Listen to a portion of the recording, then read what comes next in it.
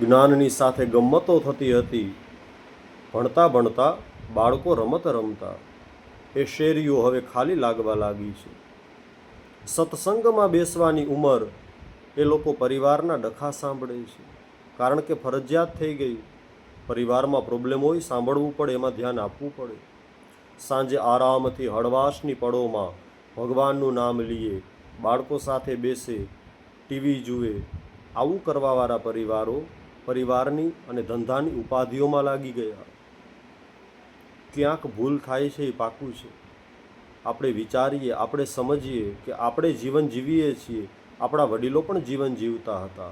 ઠીક છે, પરિવર્તનો આવતા હોય, સમય છે, કોઈ દિવસ એક સરખો હોતો નથી, પરંતુ ક્યાં ભૂલ થાય છે? કદાચ સહનશક્તિમાં તો ઘટાડો આવ્યો જ છે, પરંતુ આપણે હાથે કરીને સમજદારી ગુમાવવા લાગ્યા છીએ.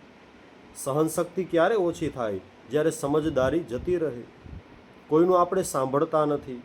આપણે કોઈની પાસે બેસી, અને પહેલી વાત તો એ છે કે આપણને આપણો વાક સાંભળવો ગમતો જ નથી. કોઈ પાસે બેસીને આપણે શાંતિથી વાત ક્યારે કરી શકીએ? પત્નીએ કોઈનો સાથ ન દેવો હોય તો પણ કાંઈ વાંધો નહીં, પણ પત્નીએ પતિનો સાથ તો દેવો જ જોઈએ. પૂર્વેના ભૂતકાળના જે કાંઈ પણ કારણો હોય, પતિએ પોતાના પરિવારને, પોતાના સસરા પક્ષવાળા લોકોને, પોતાના આડોશ પાડોશની સાથે સારો વ્યવહાર રાખવો જ જોઈએ. એનું કારણ છે, માણસને માણસની જરૂર છે. આપણે એવો વ્યવહાર કરવા લાગ્યા છીએ. વડીલો બાળકોને કાંઈ કહી નથી શકતા, બાળકો વડીલોનું સાંભળી નથી શકતા, એકબીજા પાસે હૃદયને ઠલવી નથી શકતા. કોણ જાણે કાલે કોણ હશે, કોણ નહીં હોય. એકબીજાના હૃદયની વાતો એકબીજાને આપણે કરી નથી શકતા. કેવાના આપણે બુદ્ધિશાળી, કેવાના આપણે હોશિયાર? કઈ રીતે કહી શકાય કે તમે એજ્યુકેટેડ છો? કઈ રીતે કહી શકાય કે તમે પરિવારમાં મોટા છો? કઈ રીતે કહી શકાય કે તમે જવાબદાર છો? નાની નાની વાતોમાં ઝઘડા કરવા લાગે. અરે, મા બાપ ઝઘડો કરતા હોય, નાનકડા બાળકો રોતા હોય, નાનકડા બાળકો સાંભળે, બિચારા બી જાય.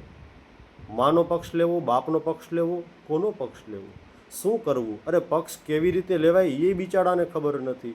જોયા રાખે, રડ્યા રાખે, બીતા હોય. બાળકોનો કોણ વિચાર કરે? મા બાપ ઝઘડો કરે, બાળકો સાંભળતા હોય. મા બાપ ઝઘડો કરે, એના વડીલો દાદા દાદી સાંભળતા હોય. દાદા દાદી કાંઈ કરી નથી શકતા, કારણ કે ઉંમર છે.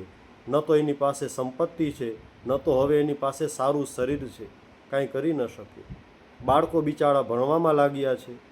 કેટલું હાયર એજ્યુકેશન થઈ ગયું છે, ભણવામાં ધ્યાન આપવું પડે. પણ અત્યારનો એક સમય, અત્યારનું જનરેશન માત્ર પોતાના સ્વાર્થ માટે, માત્ર પોતાના ઈગો માટે, મારી વાત ઊભી રહી એટલા માટે, બસ મારું કેવું થવું જોઈએ, હું કહું એમ થવું જોઈએ, મારી વાત બધા માનવા જોઈએ. આ કારણથી ને ડખાઓ કરે. આ ઘર ઘરની કહાની છે. ક્યારેક તો એમ લાગે કે ટીવીમાં જે મહાભારત આવે છે, જે આપણે જોયેલું છે, એ નનકડું પડે આપણા પરિવારની લપમાં. હવે બધાના ઘરોમાં એવા એવા ઝઘડાઓ થવા લાગ્યા છે કે એમાં જે સમસ્યાઓ હોય છે એ મહાભારતના યુદ્ધ કરતાં મોટી થઈ ગઈ છે. ક્યાં જઈને ઊભા રહેશું આપણે?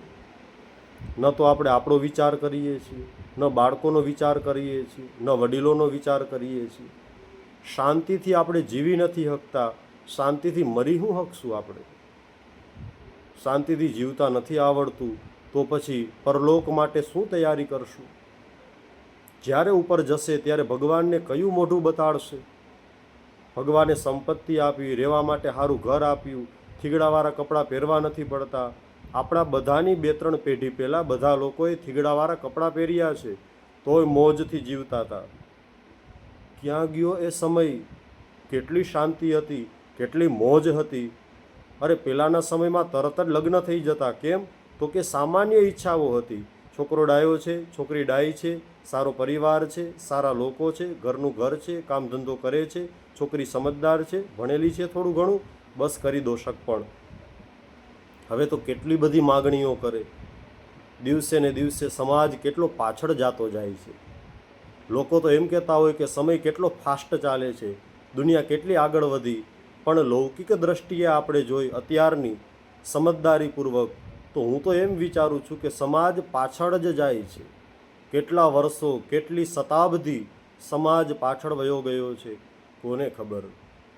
હજી સમય છે, હજી કાલે સવાર થાય, આપણે સમજદારી રાખીએ તો હજી સારી જિંદગી જીવી શકીએ. સમજે એના માટે આ બધું છે, ન સમજે એને તો ભગવાને ન સમજાવી શકે. જય શ્રી કૃષ્ણ.